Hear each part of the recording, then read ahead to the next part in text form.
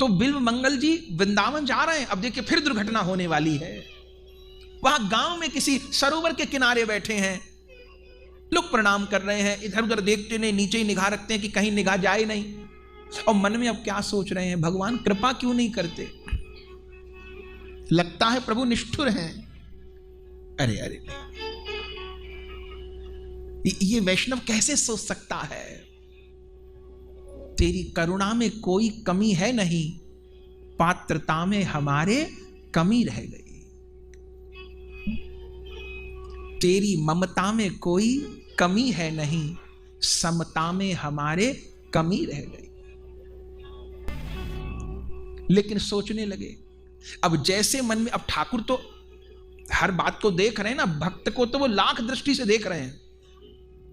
समझिए एक वैष्णव के ऊपर तो सैकड़ों सीसीटीवी कैमरे लगे हैं, चोर भी चोरी करने जाए तो देख ले भैया सीसीटीवी कैमरे लगे, मेरी वारदात कैद हो जाएगी।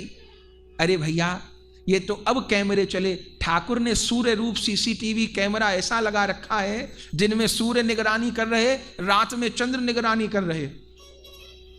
इस 1000-2000 के कैमरे से घबराहट है, और वो जो बड़ा कैमरा लगा है सूर्य चंद्र के रूप में, वो तो सब कुछ देख रहा है। तो अब मन में विचार आ रहा है, प्रभु बड़े निष्ठुर हैं, मुझे दर्शन नहीं दे रहे। अब प्रभु तो श्री जी से चर्चा करते हैं ना, इन दिनों बिल्वमंगल जी की चर्चा चली है। श्री जी से कहा, देखिए हमको निष्ठुर बता रहा है, कहता है दर्शन नहीं देते। आवरे से कोई पूछे कि कच्चे घड़े में क्या पानी भर देते हैं? कुम्हार ने अभी कच्चा घड़ा बनाया है, अभी घड़ा बनाया, घड़ा गीला है तो क्या पानी भर दें उसमें? अरे अरे नहीं, पानी भरा जाएगा, पानी भरने के लिए ही घड़ा बना है, पर सूखने तो दो, और केवल सूखना भी नहीं, पकने दो, लाल होने दो। और किसी बेसब्रे ने, किसी मूर्ख ने कि घड़ा तो पानी भरने के लिए होता है, साहब घड़ा तो तैयार है। अरे भैया घड़ा तैयार है, पर तैयार होने के बाद सूखना, और सूखने के बाद पकना जरूरी है। तो भगवान श्री जी से कहे, देखो बिल्व मंगल हमको निष्ठुर बता रहे हैं। श्री जी कहें, श्याम सुंदर पात्रता तैयार नहीं हुई क्या? ठाकुर जी कहें, श्री जी पात्रता तो तैयार हो गई, पात्र तो तैयार हो गया, पर पका थोड़ो है, अभी पकने में तो समय लगता है ना, अभी परिपक्व नहीं हुआ, अभी विरह की आंच नहीं। और कच्चे घड़े में मेरा रूप का अमृत चला जाएगा तो बह जाएगा। लेकिन अब मुझको उल्हाना देता है कि ठाकुर दर्शन नहीं देते, दर्शन नहीं देते। 50 वोल्ट के तार में क्या 500 वोल्ट का करंट पास हो जाएगा? हाँ? नहीं होगा ना, ब्लास्ट हो जाएगा। इस मार्ग में जिसका जितना प्रतिशत समर्पण है, उसको उतने प्रतिशत आस्वादन है। हम लोग आउटपुट की ओर देखते हैं, इनपुट की ओर नहीं देखते। इनपुट भी तो देखेंगे ना, तो आउटपुट देखेंगे। नाम जप कितना, मंत्र जप कितना, पाठ कितना, स्मरण कितना, उसके साथ कुसंग कितना छूटा, व्यर्थ बोलना कितना छूटा। पहले इन बातों का उत्तर दीजिए ना। आहार पूरी तरह शुद्ध हुआ कि नहीं हुआ, इन बातों का उत्तर दीजिए ना। सीधे मानसी सेवा की ही बात करेंगे, पहली दूसरी पास नहीं किए, सीधा एमए ही पास करेंगे, ये कैसी ना समझिए। पर ये तो उल्हाना दे रहे थे। ठाकुर ने कहा, ठीक है बिल मंगल तो संभाल, मेरा रूप तो पीछे संभालना, अभी एक सुंदरी को भेज रहा हूं, उसका रूप संभाल। ठाकुर का तो अचिंत्य रूप है, वो तो कहां अब किसी स्त्री को भेजता हूं, अगर वो संभल गया उसका रूप, तब इतनी देर में बैठे थे। तभी उसी गांव में एक वैष्णवी रहते थे, बहुत सुंदर थी वैष्णवी। वो सवेरे का समय था, वो स्नान करने आई सरोवर पे, तो देखते नहीं थे, इधर उधर बैठे रहते थे ऐसे। पर लीला मानिए, अब इसमें 2-3 कारण है। ये प्रश्न है कि प्रभु ऐसा क्यों करते हैं? 2-3 कारण हैं। पहला कारण तो यह है कि ऐसी लीला करके प्रभु हम जीवों को सावधान करते हैं। दूसरा कारण यह है कि भक्त के चित्त में विरह ताप कैसे उत्पन्न हो, इसके लिए प्रभु ऐसा करते हैं। और तीसरा कारण यह है कि अब शीघ्र मिलन हो जाए, शीघ्र मिलन हो जाए। दुनिया से ठोकर जो खाई न होती, तो प्रभु की मधुर याद आई न होती। दुनिया से ठोकर जो खाई न होती। नरसिंह जी को दुनिया की ठोकर लगी, आप चरित्र सुन चुके हैं। दुनिया की ठोकर लगी तो ठाकुर मिले, तो वो ठाकुर वो ठोकर को भी प्रणाम है। आप नरसिंह जी का चरित्र सुनते हैं ना, जब भगवत कृपा हुई तो सबसे पहले किसे प्रणाम करने गए? अपनी उस कर्कशा भाभी को जिसने धक्का मार के घर से बाहर निकाला था, उसी को दंडवत करने गए। लोगों ने कहा क्यों? बोले धन्य है इसकी ठोकर को, इसके जूता चप्पल को। ऐसा जूता मारा कि सीधा राधा गोविंद के चरणों में जाके रुका, कहीं और नहीं रुका। ऐसा जूता तो सबको ही लगे। तो ठोकर से ठाकुर मिलते हैं। तो ठाकुर जी ने कहा ठीक है, बैठे थे तभी वो रूपवती स्त्री आई।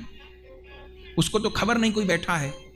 स्नान किया और इन्होंने वो बस परछाई जैसी देखी, तो अभी शायद पिछला संस्कार कुछ बाकी था।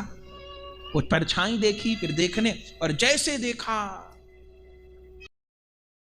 फिर आंखें टिक गई। नैना तो रूप के लोभी थे, टिक गई। और इनका मन लगता भी कहीं ऐसा था कि बिल्कुल, फिर लोक लाज गई भाड़ में। दुनिया में तो कपट होता है, किसी को देख रहे हैं और उसने देखा तो नजर बचा गए, पता ना चले। पर इनके भीतर ये कपट तो था ही नहीं। अभी सुना ना, कपट तो था ही नहीं। माने जो भीतर है वो बाहर झलकेगा। तो अगर उस स्त्री को देखना चाहते हैं तो ये नहीं सोचेंगे कि कोई देखे ना, ये बात नहीं होगी। कपट तो नहीं था ना। अब देखने लगे तो खुल के देखने लग गए उसको खबर नहीं। वो नहा के निकली, ये पीछे पीछे चल पड़े। लोग देख रहे हैं, चलते चलते चलते चलते चलते। अब पहले तो उसको पता नहीं लगा, फिर उनको लगा कि लगता है कोई पीछे आ रहा है। वो जल्दी चल के अपने घर में प्रवेश कर गई। ये उसके घर के दरवाजे पर बैठ गए। वो अंदर चली गई। थोड़ी देर बाद उसका पति आया, वो वैष्णव था। देखे दरवाजे पे साधु बैठा है कोई, प्रणाम किया। महाराज बताइए, मेरी पत्नी ने आपको भोजन नहीं दिया क्या? बताइए क्या पाएंगे? कोई सामान चाहिए, कपड़ा चाहिए, कंबल चाहिए, आसन चाहिए, राशि चाहिए, भोजन क्या चाहिए? कुछ नहीं। बताइए क्या सेवा करूं? ये दास का ही घर है। ये अभी एक अंदर स्त्री गई थी। कौन है वो? महाराज वो मेरी अर्धांगिनी है, पत्नी है। मैं उससे मिलने आया। स्पष्ट। अब फिर ठाकुर रीझेंगे। आप गलत अर्थ में मत लीजिएगा, ये सामान्य कथा नहीं, अनोखी कथा है। माने इस स्थिति में भी चित्त कपट रहित, कपट रहित। इस स्थिति में भी कपट रहित होने पे कृपा होगी। और हम भजन कर रहे हैं पर कपट युक्त कर रहे हैं तो कृपा नहीं हो रही। क्यों? क्योंकि ठाकुर कहते हैं मोहि कपट छल छिद्र न। अच्छा, ये कहा राम जी ने मुझे कामी न भावा। ये कहा क्या? मुझे कामी न भावा, मुझे क्रोधी न भावा, मुझे लोभी न भावा, मुझे अहंकारी न भावा। इसका अर्थ ये नहीं कि काम क्रोध लोभ अहंकार में रहना है। और आप देखिए प्रभु कहते हैं मोहे कपट छल छिद्र न। सन्मुख हो ये जीव मोहि जबई, तुम जैसे हो ऐसे मेरे पास आ जाओ, मैं तुमको स्वीकार करने को तैयार हूं। जिसके एक नाम से करोड़ करोड़ पाप नष्ट होते हो, उस ठाकुर को पाके उलझन नष्ट न हो रही हो। कमी कहीं हमारी प्रक्रिया में होगी, प्रवृत्ति में होगी। समझना होगा, शायद हमने साधना को गलत रूप में समझ लिया हो। वो दरवाजे पे बैठे पूछे क्या? बोले वो जो स्त्री गई है उससे मिलना। भीतर गए, पूछा कौन है? वो स्त्री भी बड़ी निष्कपट, सारी बात साफ साफ ऐसे हुआ, मेरे पीछे पीछे आए। और धन्य उस वैष्णवी का पति, वो वैष्णव। क्या कहना, दंडवत प्रणाम करने को मन होता है। ऐसे वैष्णव को अपनी पत्नी से क्या बोले? देवी, ये जीवन तो साधु सेवा के लिए है। और जब हम अपने गुरुदेव से साधु की परिभाषा पूछे थे तो गुरुदेव इतनी बताए थे, गले में कंठी हो, माथे पे तिलक हो, वेश का आदर करना है। आज हमारे द्वार पर एक वैष्णव याचक आया है, याचना करने वाला आया है। याचक को लौटाएंगे तो घोर अपराध होगा। देवी, यदि तेरी और मेरी साधना सच्ची है तो तू देख, आज हमारी बात भी बनेगी और इनकी बात भी बनेगी, पर याचक को खाली नहीं लौटाएंगे। आश्चर्य होगा। बिल्व मंगल जी को ऊपर कमरे में ले गए वो वैष्णव और अपनी पत्नी को कहा, तू 16 श्रृंगार करके भोजन की थाली लेकर के जा। बिल्व मंगल ऊपर चले गए कमरे में। स्वयं पति ने अपनी पत्नी को 16 श्रृंगार से सुशोभित करके भोजन की थाली लेकर पहुंची है। भोजन की थाली रखी है और हाथ जोड़ प्रणाम किया है, मैं आपकी सेवा में हाजिर हूं। इतना ही कहा है। अब उस वैष्णवी का भजन मान लीजिए, निष्कपट भाव मान लीजिए। बिल्व मंगल जी का भी निष्कपट भाव है। रूप की लोलुप उनकी आंखें हैं और ठाकुर तो निरंतर संभाल ही रहे थे। अब कैसे पतित होने देंगे? मानो वैष्णव वैष्णवी को भी उनकी साधना का फल देना था और आज बिल्व मंगल जी पे भी पूर्ण कृपा करनी थी। जैसे उस वैष्णवी ने प्रणाम किया बिल्व मंगल जी को और हाथ जोड़कर कहा, बताइए मैं आपकी क्या सेवा करूं। अब मन में सोच के आइए, जो कहेंगे वो करने को राजी हूं। उसी समय बलिहार बलिहार। इतनी बात सुनते अब क्या हुआ, कैसे हुआ? भगवान के सच्चे भक्तों को पग पग पे सहारा मिलता है। इस और चलो उस और बचो, ये आप इशारा मिलता है। क्या सेवा करो? बिल्व मंगल जी कहते हैं, देवी सेवा पूछती हो, जाओ 2 सुई ले आओ। ऐसे 2 सुइयां ले आओ। सुई ले आओ। मन में सोचा कि सुई का शायद कोई कपड़ा सिलना हो, साधु तो हैं, सुई की जरूरत रहती है। नीचे गई, पति ने कहा, क्या हुआ? सुई मंगा रहे हैं।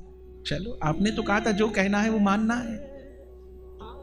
वो वैष्णवी थाली में 2 मोटी सुई लेकर गई है और प्रियादास जी कहते हैं उसी समय सारो दोष इन्हीं नैनन को, सारो दोष इन्हीं नैनन को, लगे रहत जग दर खन पर खन, एक क्षण नहीं ध्यावत मोहन को। बिल्व मंगल जी गा रहे हैं, कबहु विकार संसार निहारे, ये आंखें कबहु विकार संसार निहारे, असत रूप लखी नर नारिन को, सारो दोष मेरी अखियन को, हाय हाय इन्हें फोड़ डारूंगो, हाय हाय इन्हें फोड़ डारूंगो, खोलूंगो भीतर के दृगन को, गौरदास बिल्व मंगल ही, सुई डारी दो नैनन को, सारो दोष इन्हीं नैनन। बंधुओं, उसी समय दोनों सुई वो लेकर के आई। नहीं समझ पा रही थी क्या करेंगी। हाथ जोड़कर कहा, देवी धन्य है तू और धन्य है तेरा पति। साधु मैं नहीं, साधु तो तुम हो। आज तूने बहुत बड़ी सेवा करी, ले आई हो सुई। हाँ, उसी समय सुई आगे बढ़ाई, दोनों सुइयों को उठा लिया बिल्व मंगल जी ने और दोनों सुई लेकर के अपनी आंखों में भोंक ली सुइयां। दोनों आंख फूट गईं और आंखों से रक्त के फुहारे। वो कांप गई स्त्री, आवाज निकलनी बंद हो गई, दौड़ती भागती नीचे आई। अनर्थ हो गया, अनर्थ हो गया, अनर्थ हो गया। पति ने कहा, क्या हुआ? आंख फोड़ ली, आंख फोड़ ली। दोनों भागते हुए गए, आंखों से फुहारे छूट रहे हैं। चरणों में पड़ गए दोनों। महाराज, ये क्या किया आपने हमारे घर? ये क्या किया? ये क्या किया? हम आप अपराध हुआ, कौन अपराध हुआ, हम आपकी सेवा नहीं कर पाए, क्षमा करो, क्या हो गया, क्या हो गया। बिलमंगल जी कहे नहीं नहीं, तुमने जैसी सेवा करी ऐसी तो किसी ने सेवा नहीं की। सब जंजाल की जड़ ये आंखें थी। आज भली प्रकार तुम्हारे यहां इन आंखों को उपदेश प्राप्त हो गया, तुम धन्य हो, धन्य हो, धन्य हो। वे रोते रह गए, बिलखते रह गए, और बंधुओं उसी समय अब ना आंख रही। भागवत जी में, श्री भक्तमाल जी में तो वर्णन है, बिलमंगल जी कहते हैं उनको कि तुमने इन भूतों से छुटकारा दिलवा दिया मुझे, ये भूत की तरह तो आंखें लगी थी मुझे, जो बार बार मुझे गिराती थी, भटकाती थी। दोनों आंख फूट गईं और चल पड़े महाराज। अब हा वृंदावन। चले तो पहले भी थे, पर बार बार रुकावट आएंगी, हाँ, और फिर बढ़ना होगा। अब दोनों आंख फूट गई। वो संग चलना चाहते हैं, सेवा करना चाहते, पर नहीं माना। अब बाहर की आंख फूट गई हैं और इनका कोई काम नहीं था, क्योंकि जिसको देखना चाहता हूं वो इन आंखों से नहीं, वो तो इन आंखों से देखा जाता है। कबीर बाबा कहते हैं, भीतर के पट खोल रे तो पिया मिलेंगे, घट घट मेरा साईं रमता, अनहद बाजद ढोल रे तो पिया मिलेंगे। भीतर के पट खोल रे। अंधे हो गए दोनों नेत्र, हा वृंदावन कहते जा रहे हैं।